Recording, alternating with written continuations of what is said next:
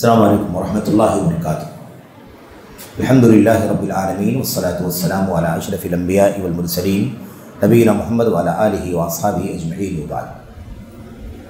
جدید مناہج کی حقیقت کا آج کا جو یہ دوسرا سیشن ہے، اس سیشن میں انشاءاللہ تبارک و تعالی ایک دو سوالات ہیں جو شیخ صالح فوزان سے کیے گئے ہیں، اور ان سوالات کا تعلق جو ہے وہ دعوت میں علم کی ضرورت، اس سے متعلق دعوت کا مرحلہ کب آتا ہے،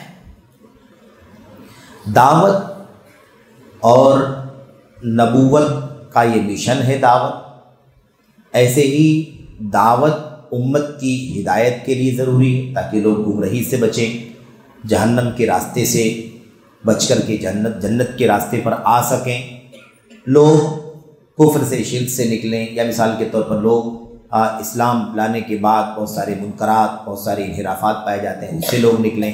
اس کا جذبہ اور اس کی تڑپ، اس کی جو چاہت ہے، یہ سب اپنی جگہ پر ٹھیک ہے، لیکن اللہ تبارک و تعالیٰ کے دین میں دعوت کا یہ مرحلہ کب آتا ہے؟ انبیاء علیہ السلام کی سیرت اگر ہم پڑھیں تو انبیاء کی سیرت ہمارے لیے اس سلسلے میں سب سے بڑا نمونہ ہے، کیونکہ انبیاء علیہ السلام کو اللہ تبارک و تعالیٰ نے قوموں میں بھیج کر کے قوموں کی رہنمائی فرمائی، اپنے بندگان کی رہنمائی فرمائی، انہیں بشیر نذیر بنا کر کے، مبشرین و منذرین، ڈرانے والا بنا کر کے، آگاہ کرنے والا، اور ایسے ہی بشارت سنانے والا، خوشخبری بنانے والا بنا کر کے بھیجا۔ تو یہ اس میدان کے سب سے اونچے آئیڈیل ہیں۔ اللہ کے نبی صلی اللہ علیہ وسلم نے فرما کے بارے میں آیا وَدَاعِيًا إِلَى اللَّهِ بِإِذْنِهِ وَسِرَاجًا مُنِيرًا إِنَّا أَرْسَلْنَاكَ شَاهِدًا وَمُبَشِّرًا وَنَذِيرًا وَدَاعِيًا إِلَى اللَّهِ بِإِذْنِهِ وَسِرَاجًا مُنِيرًا، ہم نے آپ کو اللہ تبارک و تعالیٰ کی طرف بلانے والا، داعی بنا کر کے بھیجا۔ اب یہ ہے دعوت۔ دعوت کے بارے میں عام طور پر ایک جذباتی رویہ پایا جاتا ہے۔ وہ جماعت جو جماعت تبلیغ اپنے آپ کو کہتی ہے، جن کو جماعت تبلیغ کے نام سے ہم لوگ بھی جانتے ہیں، ان کے یہاں بھی یہ معاملہ بہت تیزی کے ساتھ پھیلا ہوا ہے، چلتا ہے۔ ایک شخص جو بالکل دین اسلام سے نابلد ہے، حتیٰ کہ بالکل فرائض و واجبات بھی ڈھنگ سے نہیں جانتا ہے، ایمان کی بنیادی باتیں بھی نہیں جانتا ہے، اور ایمان کی بنیادی باتیں چونکہ وہاں بتائی بھی نہیں جاتی تو وہ تو کہاں سے جانیں گے وہ، لیکن جس کا وہ بات کرتے ہیں، نماز ہے، روزہ ہے، فضائل ہے نا ان کے، یا اور عبادات کے فضائل، زکوٰۃ، صدقات وغیرہ کے، تو فضائل کی حد تک کیا وہ صحیح اور ضعیف اور معتبر غیر معتبر، مستند غیر مستند باتیں ہیں، وہ سب چیزیں ان کے یہاں پائی جاتی ہیں۔ لیکن ظاہر ہے کہ ایک مسلمان کے لیے جو دین کے فرائض اور واجبات ہیں، عقیدے کے ساتھ ان تمام چیزوں کا علم حاصل کرنا ضروری ہے۔ یہ بھی نہیں جانتے ہیں وہ صحیح سے، لیکن وہ یہ جانتے ہیں کہ دعوت نبیوں والا کام ہے۔ دعوت کس کا کام ہے؟ نبیوں والا کام ہے۔ تو نبیوں والا کام ہے تو نبیوں والا مشن چلانے کے لیے، نبیوں کے مشن کو آگے بڑھانے کے لیے، نبیوں والا کام کرنے کے لیے ظاہر ہے کہ ہمیں نبیوں کی سیرت پڑھ کر کے جاننا ضروری ہے کہ نبیوں والا کام ہم کیسے کریں گے، نبیوں والا کام کیسے کیا جائے، اس کو جاننا بہت زیادہ ضروری ہے۔ کام ہی کرنا شروع کر دیں کہ نبی دعوت کا کام کرتے تھے، یہ نہ دیکھیں کہ نبی نے دعوت کا کام جو کیا وہ نبوت کے بعد کیا، تو ٹھیک ہے نبوت تو آج نہیں ملے گی کسی کو، نبوت کا سلسلہ بند ہو چکا ہے، لیکن نبوت جس کو اللہ تبارک و تعالیٰ دیتا تھا، جن کو دیا اللہ نے نبوت، انہیں اللہ تبارک و تعالیٰ نے وہ پورا سکھا دیا، وہ پورا کا پورا بتا دیا جو پہنچانا ہے، جس کی طرف بلانا ہے۔ یہ پہلے ہوا کہ نہیں ہوا ہے؟ یہ پہلے نہیں، یہ پہلے ہوا ہے کہ اللہ تعالیٰ نے نبی یعنی اللہ کی طرف سے خبر دیا جانے والا، جن کے پاس اللہ کی خبر آتی، جن کے پاس اللہ کا پیغام آتا ہے، جس کے پاس اللہ تبارک و تعالیٰ کی تعلیمات آتی، ہدایات آتی ہے کہ نہیں؟ تو نبی اور رسول کا جو مشن ہے وہ ایک جذباتی مشن نہیں ہے، ایک اصولی مشن ہے۔ اللہ کی طرف سے علم ملا، اس کے بعد اس علم کو اس نبی نے یا نبیوں نے رسولوں نے اپنی اپنی امتوں تک، اپنی اپنی قوموں تک پہنچایا۔ تو یہ صرف اور صرف جذباتی مسئلہ نہیں ہے کہ ہم بھی لوگوں کو جہنم سے نکالنے کے لیے پریشان ہیں، ہم بھی لوگوں کو جنت کا راستہ دکھانے کے لیے پریشان ہیں، ہم بھی لوگوں کو حق بتانے کے لیے پریشان ہیں، بے چین۔ صرف بے چینی سے کام نہیں چلے گا، صرف جذباتی سے کام نہیں چلے گا۔ ظاہر ہے کہ ہمیں اس سے پہلے وہ سب چشمہ چاہیے، وہ خزانہ چاہیے، اس کا علم حاصل ہونا چاہیے جو ہم لوگوں کو بتا سکیں۔ فَاعْلَمْ أَنَّهُ لَا إِلَهَ إِلَّا اللَّهُ وَاسْتَغْفِرْ لِذَنبِكَ۔ آپ جانیے کہ اللہ تبارک و تعالیٰ کے سوا کوئی سچا عبادت کے قابل نہیں ہے۔ معبود نبی کو اللہ فرماتا ہے فَاعْلَمْ، آپ جان، نبی کو علم کی ضرورت ہے، نبی علم کے، اور یہی اسی کی عملی تطبیق اگر ہم دیکھیں تو سنت میں ایک جگہ نہیں بلکہ دسیوں جگہ آپ کو مثالیں ملیں گی۔ سائل آ کے سوال کرتا ہے، اے اللہ کے نبی، اس مسئلے میں میرے ساتھ یہ مسئلہ پیش آ گیا، بتائیے میں کیا کروں؟ آپ خاموش رہتے ہیں۔ بائیں سے آتا ہے، وہی سوال کرتا ہے، آپ خاموش رہتے، جواب نہیں دیتے۔ 2 بار 3 بار 4 بار سوالات کیے گئے لیکن آپ نے سوال کا جواب نہیں دیا۔ اس کے بعد وقت گزر گیا، 15 منٹ، آدھا گھنٹہ، 1 گھنٹہ، نماز کا وقت ہوا، اذان ہوئی، اقامت ہوئی، نماز پڑھی گئی۔ نماز پڑھنے کے بعد اللہ کے نبی علیہ السلام نے لوگوں سے پوچھا این السائل، آدمی کہاں ہے؟ وہ پوچھنے والا، جو سوال کرنے والا آیا تھا، وہ کہاں گیا جو ابھی نماز سے پہلے پوچھ رہا تھا؟ تو لوگ کہتے ہیں وہاں بیٹھا ہے، بلاؤ اسے۔ یا خود آدمی کہتا ہے اللہ کے نبی میں تھا، سوال کر رہا تھا، بولو کیا کہنا چاہتے تھے؟ فلاں فلاں سوال تھا۔ اللہ کے نبی اس کا جواب دیتے، اکثر جواب دیتے انتظار کے بعد کہ اللہ کی طرف سے اس بارے میں علم آ جائے۔ اور کئی جگہوں پر اللہ کے نبی نے بتایا کہ ابھی ابھی جبریل آئے تھے، مجھے اس کا جواب بتا گئے اور اب میں اسے تم تک پہنچا رہا ہوں۔ تو تبلیغ اور دعوت بعد میں، علم پہلے۔ آپ نبی کے بارے میں سوچیں کہ نبی توقف کرے جب تک علم نہ ہو، مسئلے کا جواب نہ، جب تک علم نہ ہو، لوگوں کو نہ بتلائے، تو امت کی کیا ذمہ داری بنتی؟ تو نبیوں والا مشن تو نبی کی پوری سیرت دیکھنا ہے کہ نبی نے زندگی کیسے گزاری، کیسے علم پہلے، عمل، پھر اس کے بعد دعوت، پھر اس کے بعد جہاد۔ تو یہ طریقہ ہے میرے بھائی، صرف جذباتی مسئلہ نہیں ہے کہ ہر آدمی اٹھ کے کھڑا ہو جائے اور چلو میں دعوت کا کام کروں گا، تب تو پہلا کام ہو جائے گا دعوت۔ دعوت کا کام پہلا نہیں ہے، دعوت کا کام بعد کا مرحلہ، علم، عمل، پھر دعوت، علم، عمل، پھر دعوت۔ الا الذین آمنوا وعملوا الصالحات وتواصوا بالحق، تیسرے نمبر پر وتواصوا بالصبر، جہاد، تکلیفوں پر، مشقتوں پر صبر، چوتھے نمبر پر۔ یہ ہے میرے بھائی۔ بہرحال یہاں پر دیکھیں، سوال کیا گیا، سوال نمبر 14 ہے یہ۔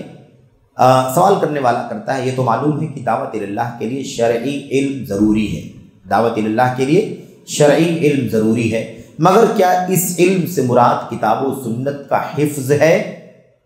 اور کیا مدارس اور جامعات میں پڑھایا جانے والا علم دعوت اللہ کے لیے کافی ہے؟ ایک دم گراؤنڈ کا سوال ہے کہ نہیں؟ ایک دم ہمارے میدان کا سوال ہے۔ شیخ صالح فوزان نے اس سوال کا جواب کیا دیا؟ علم کتاب و سنت کے، اچھا ایک بات اور رہ گئی، اس سے پہلے بات ابھی چل رہی تھی جو کہ یہ ماحول جو ان کے یہاں پایا جاتا ہے، نبیوں والا کام ہے، نبیوں والا کام ہے، تو یہ مسئلہ میرے بھائیوں ہمارے یہاں بھی وہیں سے شاید منتقل ہو رہا ہے۔ ہمارے بھی بہت سارے عزیز کہتے ہیں کہ یہ بہت اہم کام ہے، نبیوں والا کام ہے۔ بالکل، اس میں کوئی شک نہیں، نبیوں والا کام ہے، مقدس کام ہے، اور دعوت کا کام سب سے بہترین کام ہے۔ وَمَنْ أَحْسَنُ قَوْلًا مِّمَّنْ دَعَا إِلَى اللَّهِ کے اعتبار سے اس میں کوئی شک نہیں ہے، لیکن ظاہر سی بات ہے کہ ہمیں بھی انہی کے راستے پر نہیں چل پڑنا ہے۔ میرے بھائیوں، اگر وہ ایک دم صحیح ہوتے، اصولوں پر چلتے، تو پھر کیا اعتراض ہوتا ان کے اوپر؟ اعتراض کی بات ہی نہیں تھی۔ دعوت سے کہاں کس کو اعتراض ہے؟ لیکن انہوں نے جو اصولوں کو الٹ پلٹ دیا ہے، سب دعوت ہی کے لیے نکلتے ہیں، علم کے لیے نکلنے والے نہیں رہتے۔ کہتے ہیں کہ نکلے ہیں اللہ کی راہ میں۔ اب اللہ کی راہ میں نکلتے ہیں، جس کو دیکھو، پہلا شخص جس کو اٹھایا کسی دکان سے بلا کر کے، چلو جماعت جا رہی ہے آپ کے، ہمارے ساتھ میں آپ چلیے، آپ 10 دن کے لیے نکلیے، 2 دن، جو بھی ہے ان کا نظام، 3 دن کے لیے، ہفتے بھر کے لیے، اس کو ساتھ میں لے کر کے آتے ہیں۔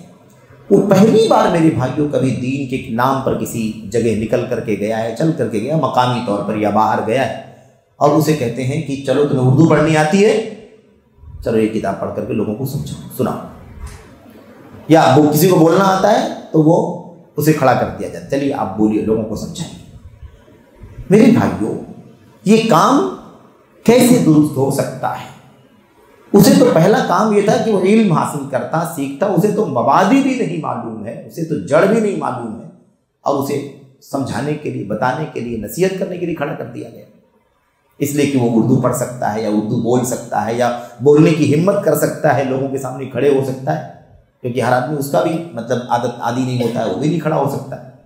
تو یہ کس قدر خطرناک بات ہے، کتنی سنگین بات ہے کہ علم کے لیے نکلنے سے اچھا، علم کے لیے سفر سے اچھا کوئی سفر نہیں ہے۔ من سلک طریقا یلتمس فیہ علما سہل اللہ لہ بہ طریقا الی الجنہ۔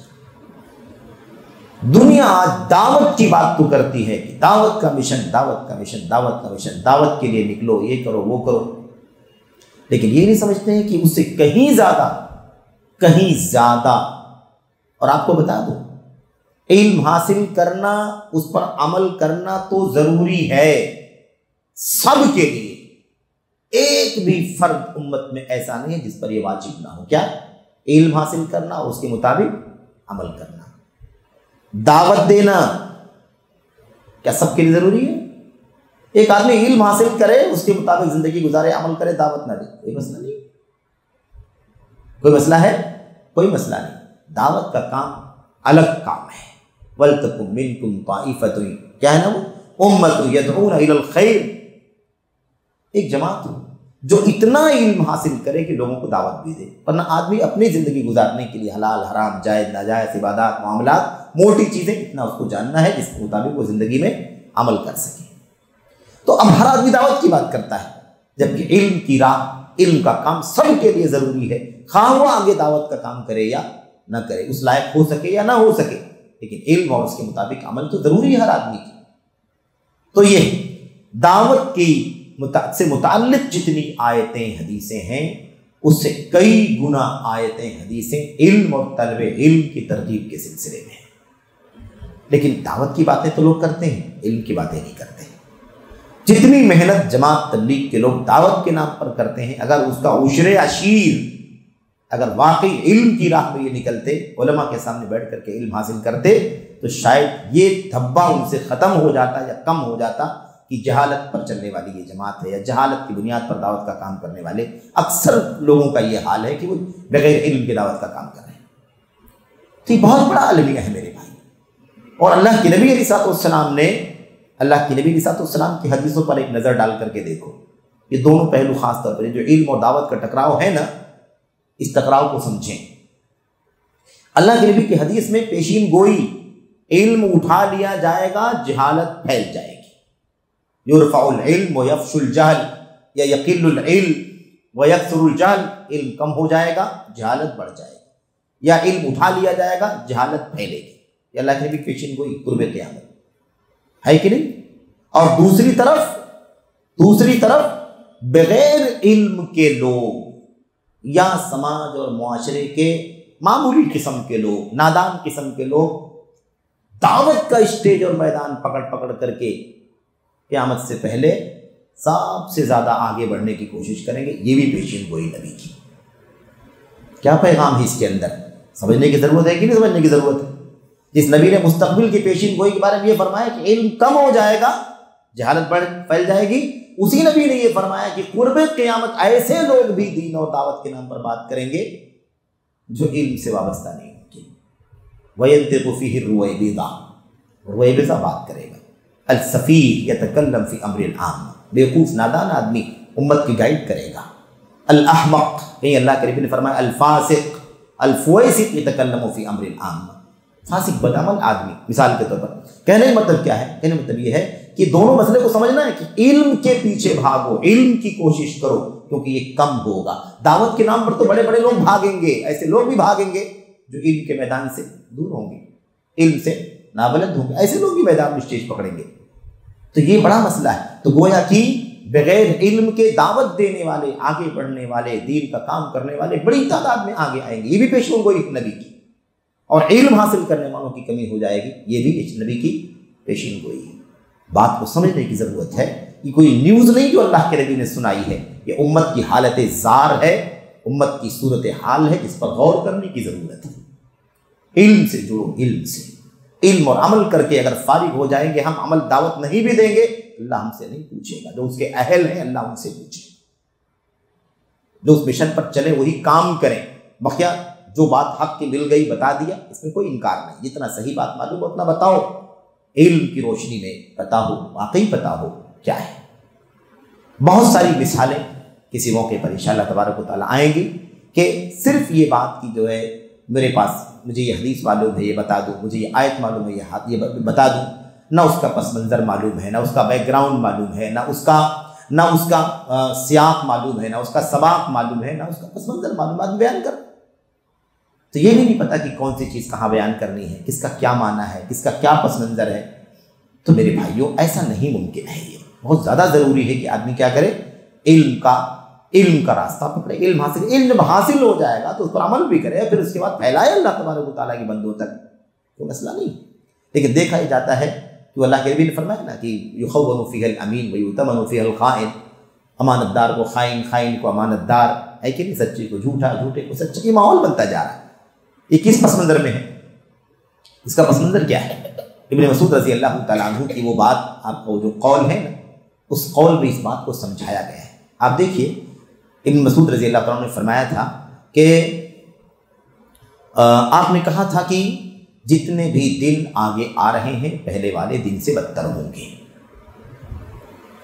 جو دن آگے آنے والا ہے وہ پہلے والے دن سے بدتر ہے۔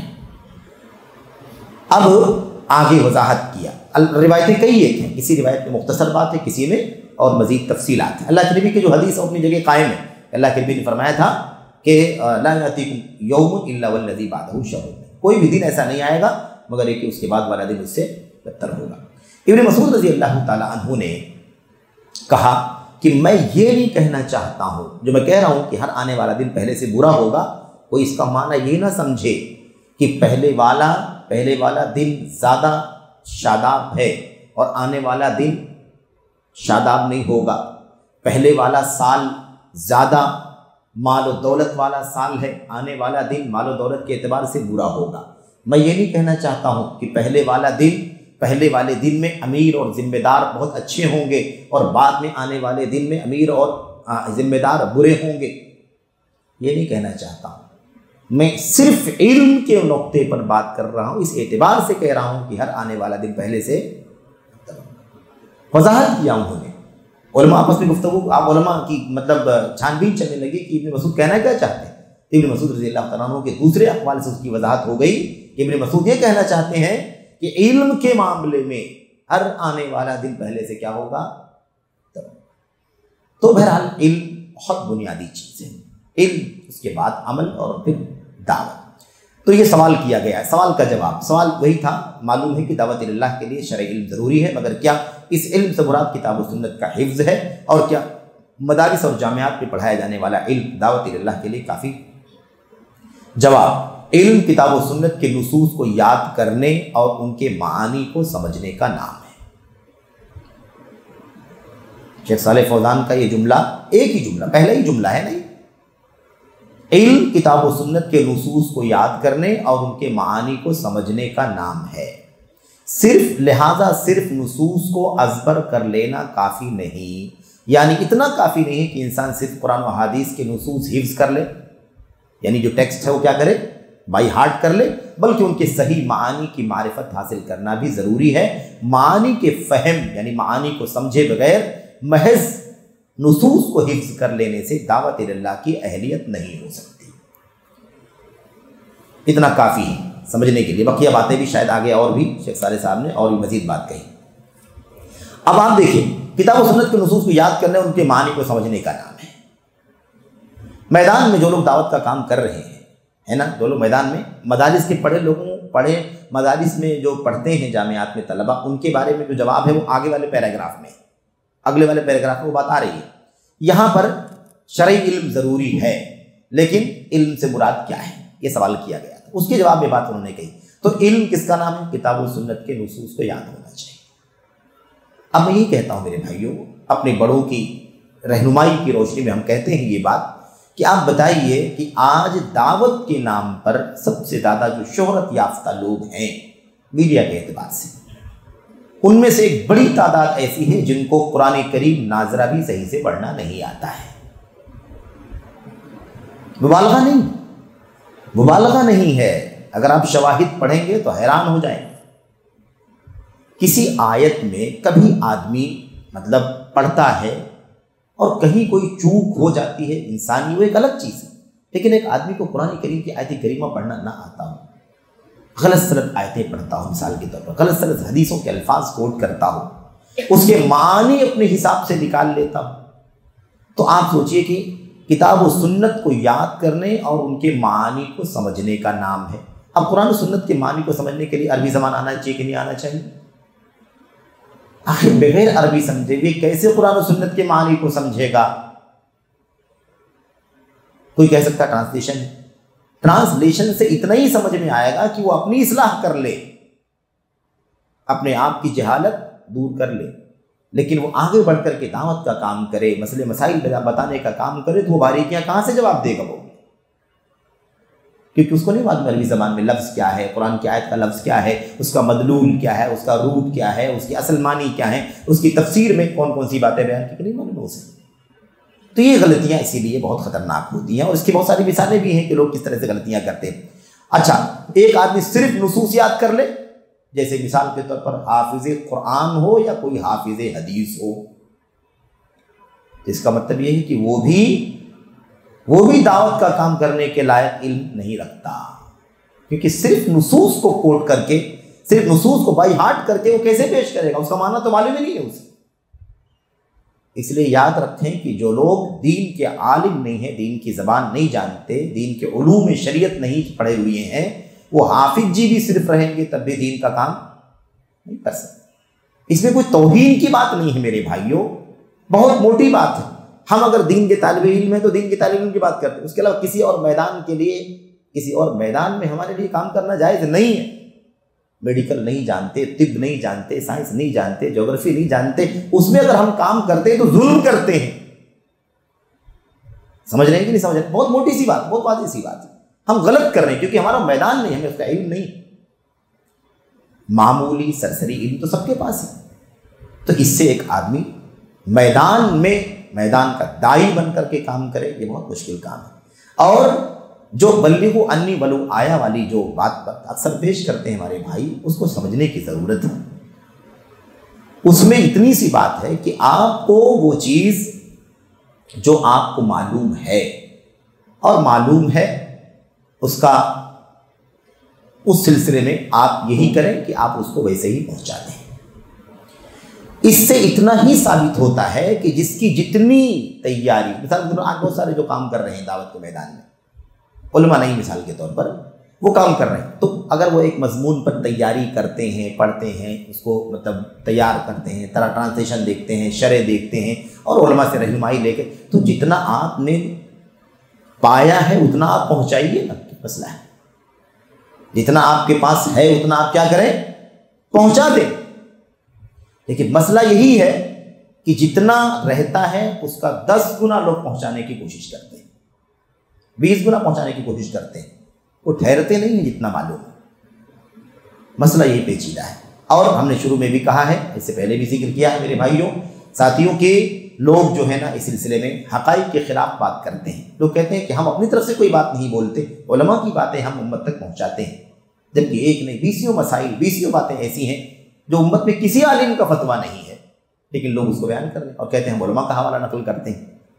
علماء کی باتیں نقل کرنے کے لیے بھی مسئلے مسائل میں فتاوے کے اندر بہت زیادہ گہرے علم اور بصیرت کی ضرورت ہے، کیونکہ کتنے مسائل میں، کتنے فتاووں میں آدمی سمجھتا ہے کہ یہ مسئلہ، یہ فتویٰ ہمارے مسئلے کے لیے، جبکہ وہ فتویٰ اس مسئلے کے لیے نہیں ہوتا ہے، اس کا محل الگ ہے، اس کی جگہ الگ ہے، اس کا پس منظر الگ ہے۔ بہرحال پڑھ لیں اس کو۔ کیا کہتے ہیں کہ صرف نصوص کو ازبر کر لینا کافی نہیں ہے، یعنی اتنا کافی نہیں ہے کہ انسان صرف قرآن و حدیث کے نصوص حفظ کر لے، بلکہ ان کے صحیح معنی کی معرفت حاصل کرنا بھی ضروری ہے۔